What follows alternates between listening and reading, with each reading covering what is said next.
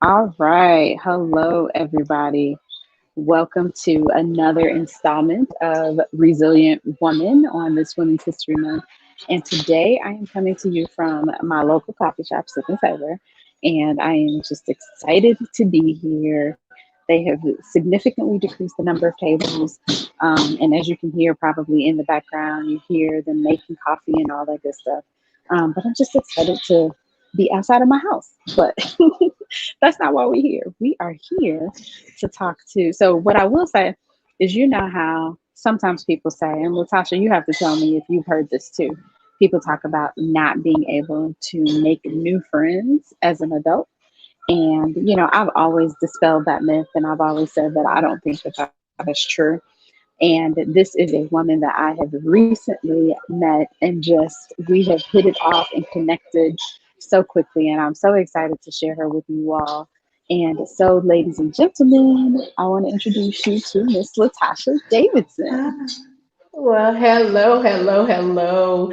And just as Elle said, we connected immediately, just became fast friends and fast sisters, just even from the work that we do with resilience and to find out that she is just all about resilience and to hear a little bit about her life story has just been amazing. So we connected on that level, but then also just as sisters. I mean, every calling, showing makeup and lipstick and everything. So I'm just so thankful to have her in my life in this season and have met her. Oh, thank you. That is too kind, too kind. Yeah, So, why don't you tell us a yeah. little bit about what you do and who you are? Okay. Yeah, I am a community interventionist. That's what I'll say.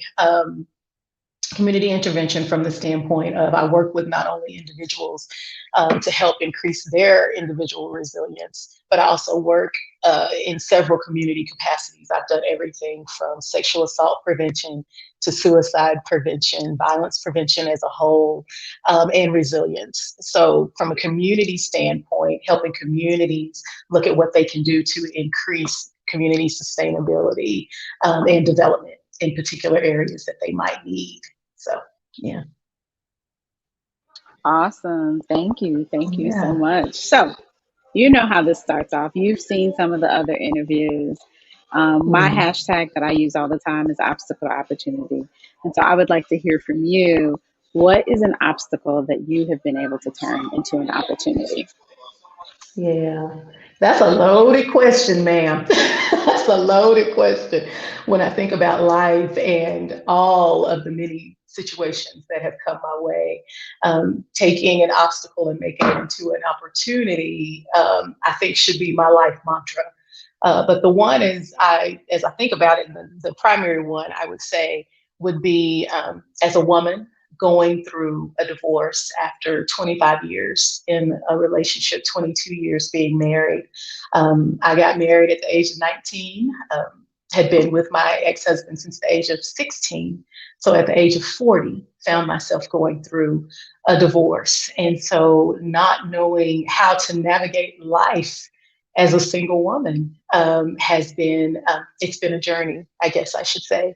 But that obstacle, what I saw as an obstacle at that time, has turned into an opportunity not only to shine or allow the Lord to shine, I guess I'll say, as far as resilience, but to see how He has helped me to develop as a woman, to learn who I truly am outside of those roles that I was placed in or found myself in at an early age.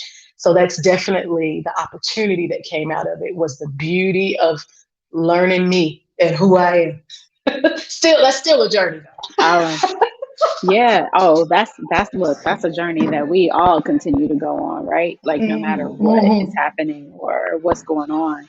So Yeah. that's powerful though, because so many people think once you are married for so long, at this point you don't Yeah. I don't know if you felt like this, but I imagine from the outside looking in, I'm looking like, well, there's no way you'll get a divorce at this point, Yeah. right? Like there's no Yeah. way that that would Yeah. happen. So that's major. That's significant. Yeah.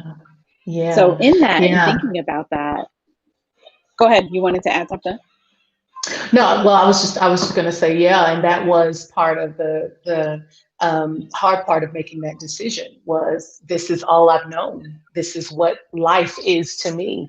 So to now want to branch out and um, not want, I guess I shouldn't say want, feel that I had to for my own mental health and resilience and strength and livelihood to feel like that's what I needed to do um, was a challenge. It was because I battled that thought of, look, this is what it is, what you try to do.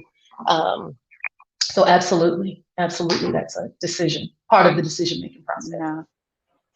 Yeah, absolutely. But with that, so what I hear, and I hear resilience in everything, and you Yeah. talk about the resilience that you do on a work level, on a personal level. How are you intentional about being resilient? Mm. For me, I mean, and you know those the four pillars of resilience. You know, the mental, social, physical, and spiritual. And so I try to do a little bit of something in all of those four pillars of resilience. But the spiritual resilience, I would have to say, is the one where I do have the most intentionality. The spiritual resilience coupled with mental resilience. As far as spiritual resilience is concerned, I am a woman of prayer. I pray. I surround myself with other women and other people who are strong in their faith, so that that continues to feed my faith and starve my doubt, as the old people used to say. But that intentionality is that if I find myself in a situation or in a conversation, a relationship, an interaction, and I get that kind of feeling like, this ain't right, something ain't right. I'm very intentional about moving away from that and protecting my inner peace, protecting that inner space that I need to be able to thrive and feel whole. So yeah.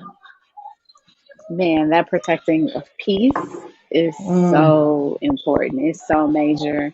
Like, I think personally, one of the things that I like in my home, and a lot of people say when they come in, is that it feels peaceful because that's so important to me. Um, Yeah. I experienced too much non peace, I should Ha say, growing up. ha. And so,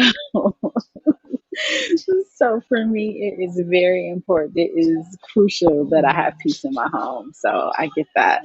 So when you think Absolutely. about life and you think about all of the things that you've experienced, who is a woman that you admire and why? Especially with this being Women's History Month and us highlighting women, Mm. and that's a part of what I am doing here. So who's a woman that you admire and why? Yeah, yeah. And I've seen you that you've had your aunt and some of your family members on, and I'll have to just say I will call her name. Nobody would know her name probably, but her name is Dedora Ann, and that is my mother. And my mother, she was a single mom, raised my sister and I. And I saw her for 23 years, Elle, work at a sewing factory in our community to take care of me and my sister. She was up at work by 7, not home till 5, 6 in the evening, working all day, coming home, taking care of my sister and I.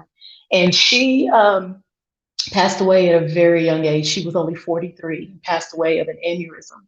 But the strength that I gained from watching her walk, from watching how she was with her social connections, how she was with other women, how she was with people in the community.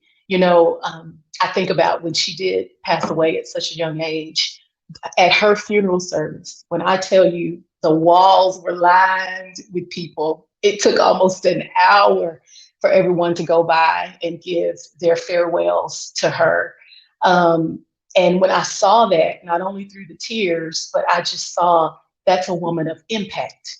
She might have been a little, little old short 5'1", living in a small town in Texas, working at a sewing factory, but the impact of her life on women I and love men that legacy, right? and people of all races. I mean, they just loved her. And so yeah, I she's love she's it. the person that I look to. That's the legacy I want to have. Yeah. I love it. That is so awesome. Thank you for that. Well, that leads us to Yeah. our last question. And this is the, I don't know if you played it this morning or if you play it throughout the day, but what is your woman empowerment song? What is your song that gets you going, that gets you dancing, that gets you feeling good? Girl, my song, and I play it often on my way to work. I will play it in the car and in the house, but Just Fine by Mary J. Blige. That is Yeah, my that's a good one. song. That is my woman I'm empowerment hearing it in song. my head. I know, girl. You gotta move. That is my song. I'm just fine when I'm walking past the mirror. Look at me. I'm doing just fine. Just fine. So that's I my song. love that. That is my I song. love it. That's a good one. Can't wait to add it to the playlist. I love Add it. it. Add I it to the absolutely playlist. love it. For sure. And everybody, I can't wait to share this playlist so that everybody and women, men, whoever, everybody can listen to these songs and just have a really good time and enjoy them. So it's going to be great. Well, Mm. Latasha, I just want to thank you so much. As I said at the top of this interview, our time together has been short, but I think that we can both agree that we have just had some laughs and just connected on this resilience level, and just in terms of like the type of work that we both want to do and the impact that we want to have on the world. Yeah. And so I am grateful to introduce you to some of the folks that I'm connected to. And Yeah. I just appreciate you for coming on this morning. So thank you. Yes, thank you so much for having me. Thank you for being you and for showing up authentically you and for giving this platform to celebrate women. It's just beautiful. So thank you. Thank you so much for having me. Awesome. Well, see you, everybody. I hope that everybody has a great day. Be safe out there. And again, I'm just so excited. I'm in my neighborhood coffee shop. Shout out to Sip and Savor in Chicago on 43rd Street. I'm jealous. I'm so And jealous, but it's gonna be all right. so, one of the things that we did not say, Latasha is in Germany. So, number one, she's 7 hours ahead of us. So, it is evening for her. So, she is wrapping Mhm. her day up. And Germany is still on a significant lockdown, correct? Significant lockdown, no restaurants. We did get a little bit of a reprieve this week. They did open up, for the ladies. They opened up, well, I guess men too, opened up some of the spas and places where folks can get their hair done. But for the last about 3 months, we weren't able to do any of that. Only food that you could get was to go, take away. We still can't go and sit in restaurants. And we just started getting a little bit of a reprieve, but the borders are still closed and we're not supposed to go to different countries, and it's limited those that can come into Germany. So yeah, still a significant, we've gotten a little reprieve, but still a significant lockdown right now. Okay. Well, be Yeah. safe. Continue to be safe. We'll continue to be safe. I feel like this is the most, with my daughter's birthday and us going out to eat, I feel like this is the most I've been out in 1 week. So, in the last year. So it's a lot. Mhm. It feels draining to a certain extent too. So I got to go sit Yeah. back at my table and put my mask back on. Well, have a good But coffee for thank you me and thank all. you. Absolutely. Have a good day, everyone.